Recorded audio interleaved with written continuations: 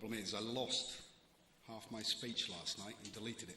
So I'm going to do what journalists are good at, and I'm going to talk about myself for a while. So just let you know. We'll then move on to the bit of the speech that I managed to save or recover from my data. Hello, and thank you. Thank you to Jackie, and thank you to all of you for coming along.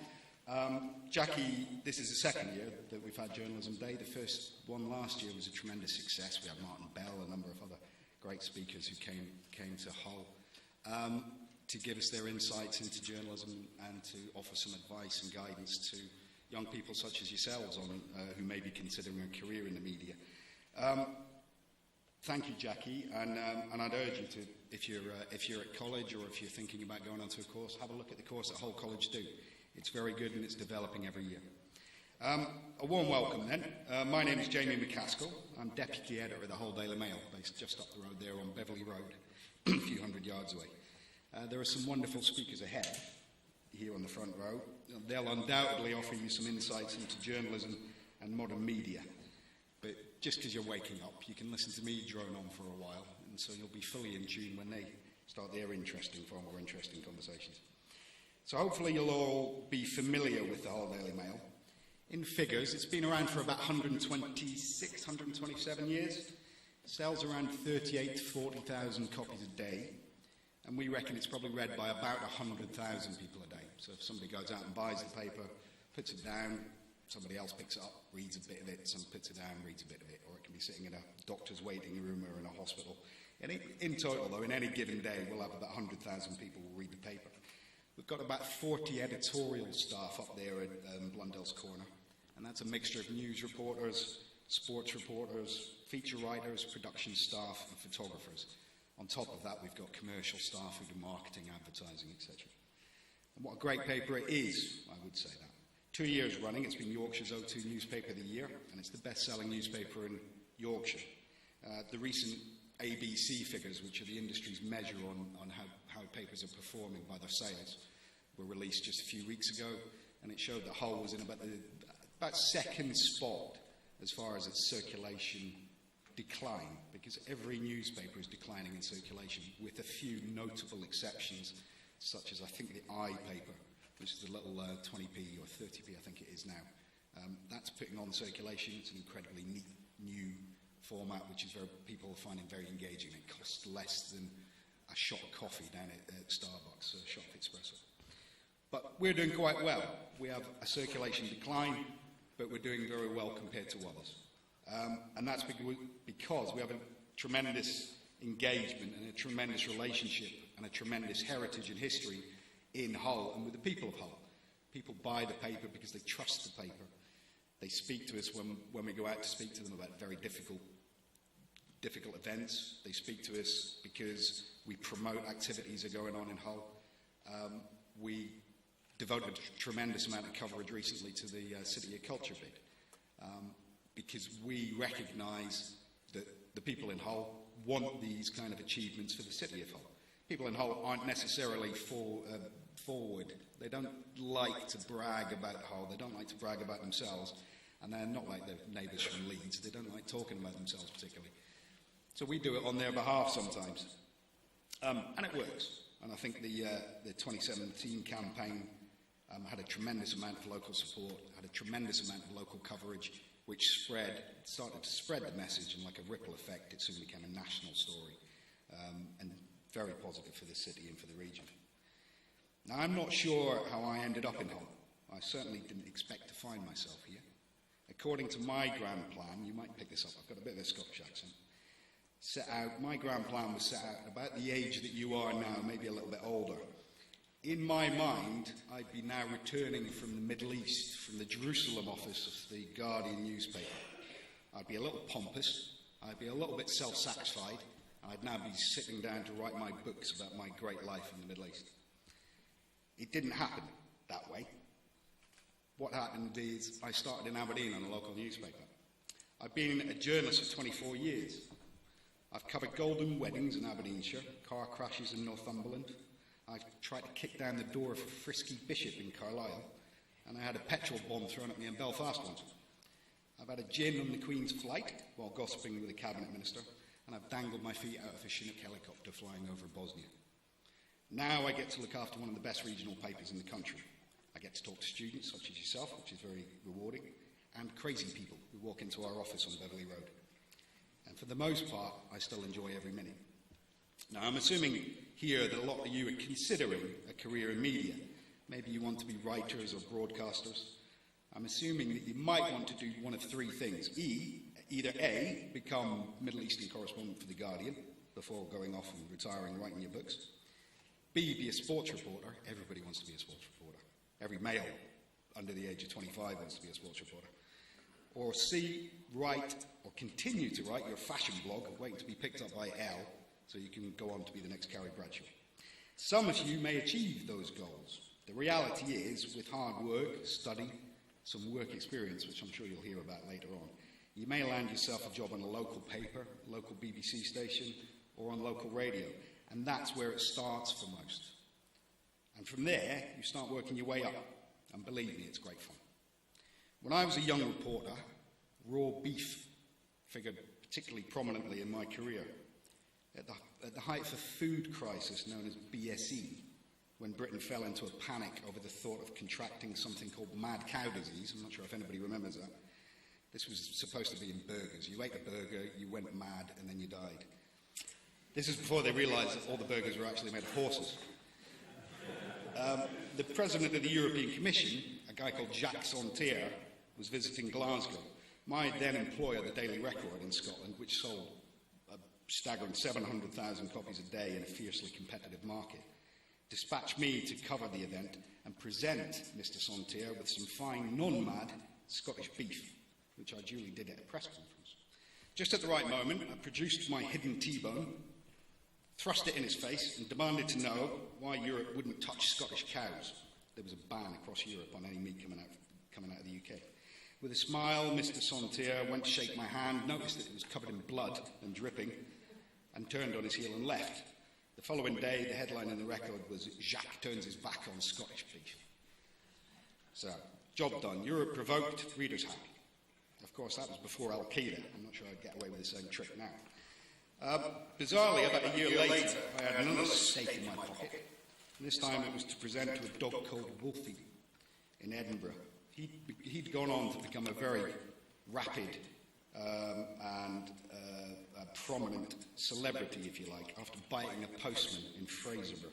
And he'd been sentenced to death by the courts, who regarded him as a danger to the public. Of course, this sparked a ridiculously large and competitive media campaign, and Wolfie was spared and was appearing at a press conference. My job was to sneak into the front of the press conference, underneath people's feet and underneath the table, and present them with a steak to show the Daily Record's good intentions so that we could sign them up for the exclusive. What exactly we were going to get as an exclusive interview with a Labrador, I'm not quite sure, but we thought it was a good idea at the time. We almost did it. I managed to get the steak. I managed to present the steak to the bewildered dog, and he started gnawing on it, and then he started chewing it, and then he started choking it. And his owner had to reach down and pull out bits of raw steak from his mouth. And we came probably within about 20 seconds of killing Wolfie, who was by then a national treasure. Was it intelligent journalism? Of course not. Was it great fun? Of course it was. To give some perspective, a few months after Wolfie, I was sitting in a bar in the border area of Ireland, in the border town of Dundalk, waiting to speak to a man who was going to tell me about Republican dissidents. And that's the beauty of journalism. It is a fabulously fractured career. It is organic and unpredictable. Each day really can offer something different, from a docile, choking Labrador at the centre of a media frenzy to clandestine meetings in seedy bars with Republican dissidents. It's absurd, sometimes it's challenging, always. Today, the nature of the industry is largely unchanged from my days as a reporter. Yes, we've had Lord Leveson, which was uncomfortable, and we've got the News of the World trial, which is contradictory in itself because it's become a media sensation in itself and everybody's interested in finding out stuff which we weren't supposed to find out. Ridiculous situation. But I would say the only significant change in the industry has been the influence of digital media and social media. I'm assuming you all have smartphones, I'm assuming you all have tablets, and I'm assuming that you all have Twitter accounts and Facebook accounts. And I assume you use them to a varying degree at the moment for social purposes and perhaps as well for the beginnings of your professional purposes. You'll be tweeting about things that you think other people will be interested in rather than tweeting a picture of a cat in a washing machine. Our website, thewholedailymail.co.uk, now attracts somewhere between 45 and 70,000 unique users per day. Now, our print circulation, as I mentioned earlier, is in decline. It's down around about 6 to 7% a year. Our online growth, though, is in the region of 30 to 40%. And that's because of this, and it's because of the phone that you've got in your pocket. It's instantly accessible news. Newspaper publishers, good newspaper publishers, are no longer looking at ground zero off on the horizon when their circulation declines will make them unsustainable as newspapers. We are actually a growth industry at the moment. Last December, on the days when the Humber burst its banks and started to flood into Hull, our website on a few days was actually read by more people than would read the newspaper. So we had in excess of 100,000 people accessing the Whole Daily Mail website to read a story. And that's down to the technology. There's no escaping it. To give you an idea about how that technology has influenced how journalists communicate, and take you back, probably back to beyond where you were born. Go back to when Hull City were in the 3rd Division of English football rather than in the Premier as they are now. Sends a shiver down the spine. That was 1990 when I started out as a journalist. And unfortunately, before most of you, some of you may have been around. That's my burden to bear. That makes me feel particularly old. My first job was as a reporter at the Evening Express newspaper in Aberdeen. Now, the technology then was, we had a car which had a CB radio in it, and there was a CB radio receiver on the news editor's desk. And so randomly you'd be sitting in the office, covered in smoke, because everybody could smoke in those days.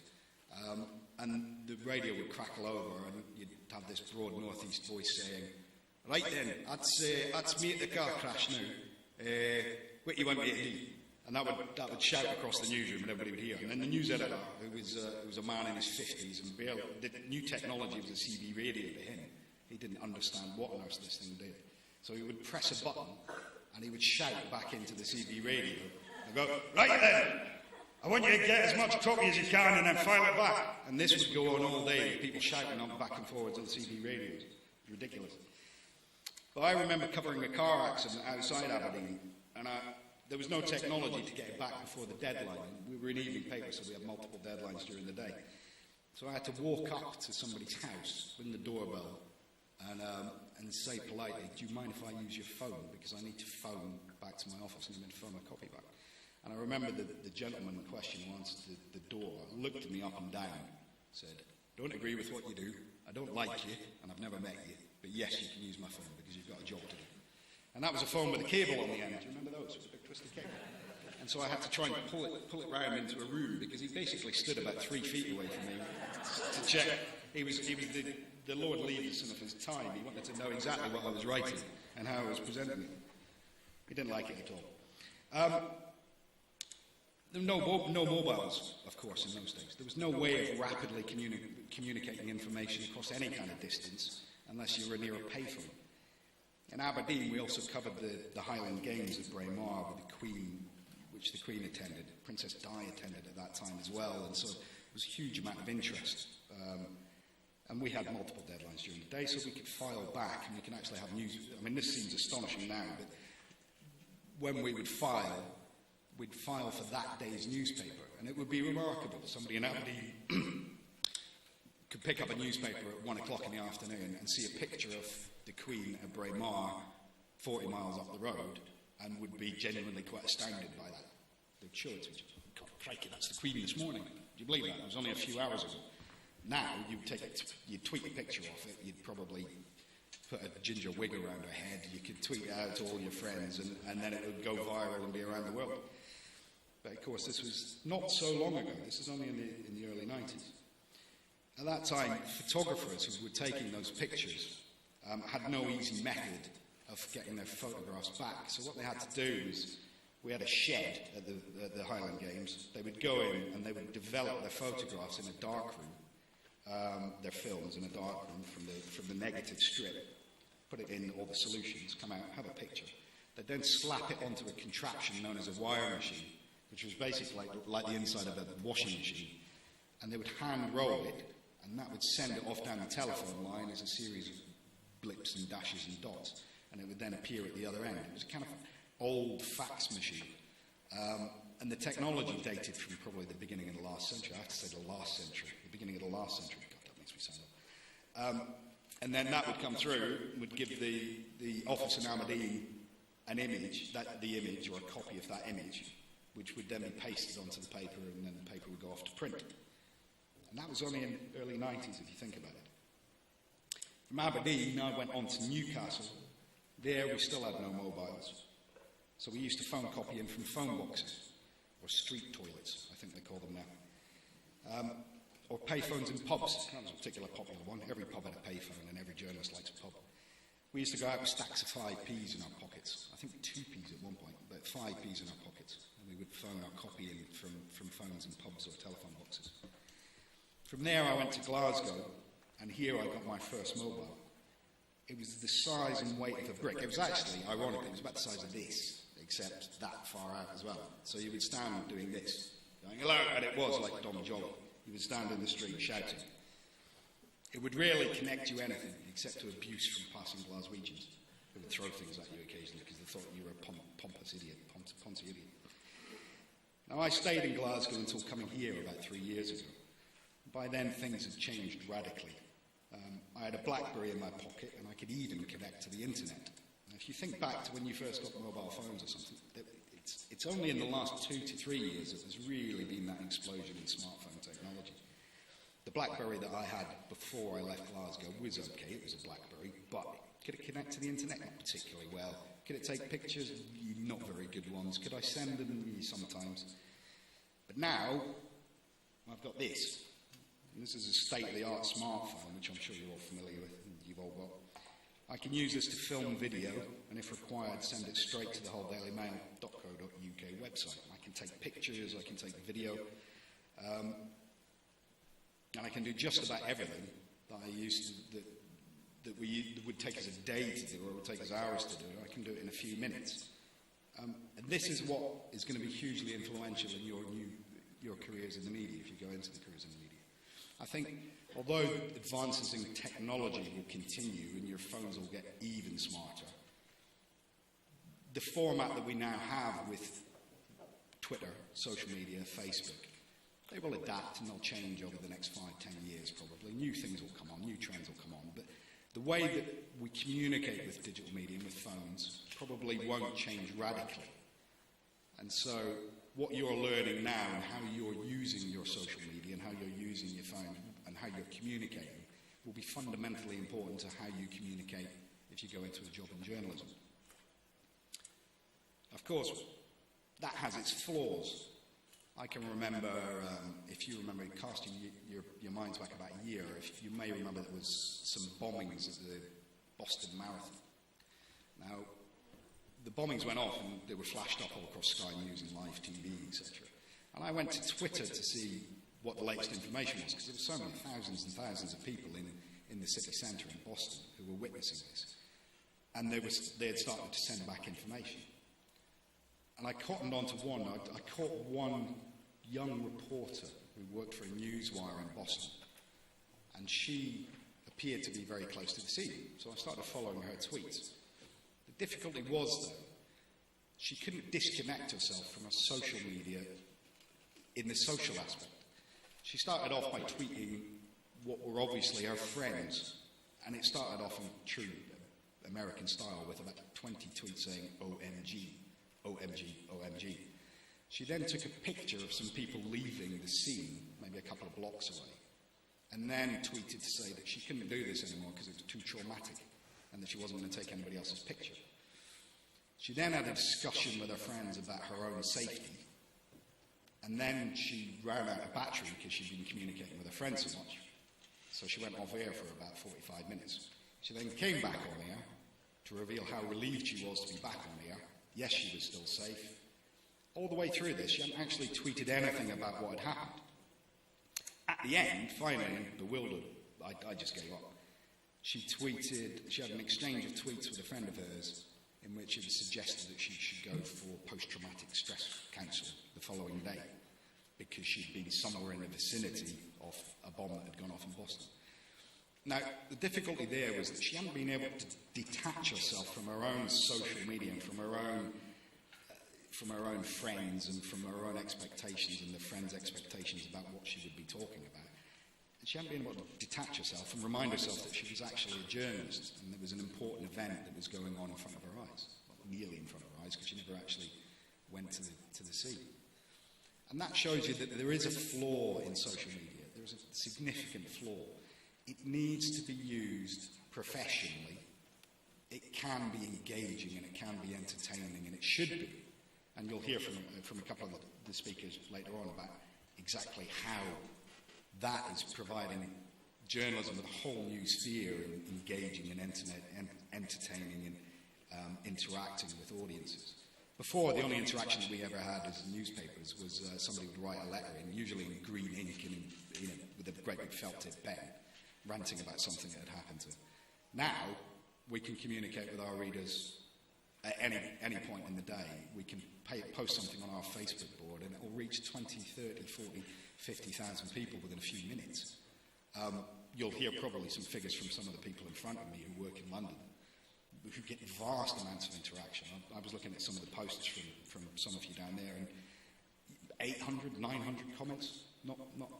I'm familiar. You'll have that many comments on some of your pieces that you're writing. Huge response from people, and instant as well. It just rattles out.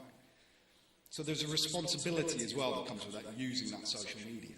So if you're thinking about a career in journalism, think about how you can use social media, not to interact just with your friends, but as a platform to build on and to try and inform.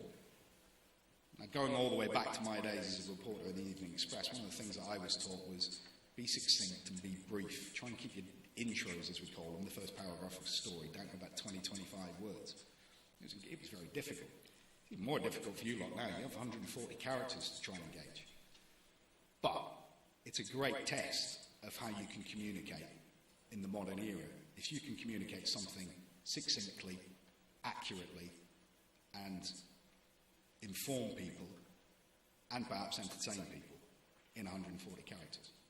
So use it, don't abuse it, but recognise it for its importance in your future careers. And good luck to you. And just as a demonstration, with this, of course, I can tweet to our whole Daily Mail followers. And this is the bit that's about to go wrong. So I'm now,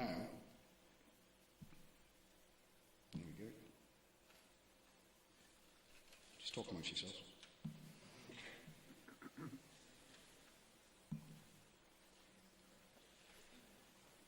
And there's no Wi-Fi. As I said, the fundamental flaw with social media is it doesn't work. This is why we still have newspapers. So buy your whole Daily Mail tomorrow. In the meantime, I'll go and sit down and do it from my phone. But thanks very much. You're going to hear from some very entertaining speakers, and they're going to inform you about a wide variety of new media, social media, the media in general, newspapers. Enjoy their speeches and enjoy the rest of the day. And if you've got any questions, I'm more than happy to take any just now or later on, and I'll be here for the next few hours, so feel free to come and speak to me. Okay, thank you.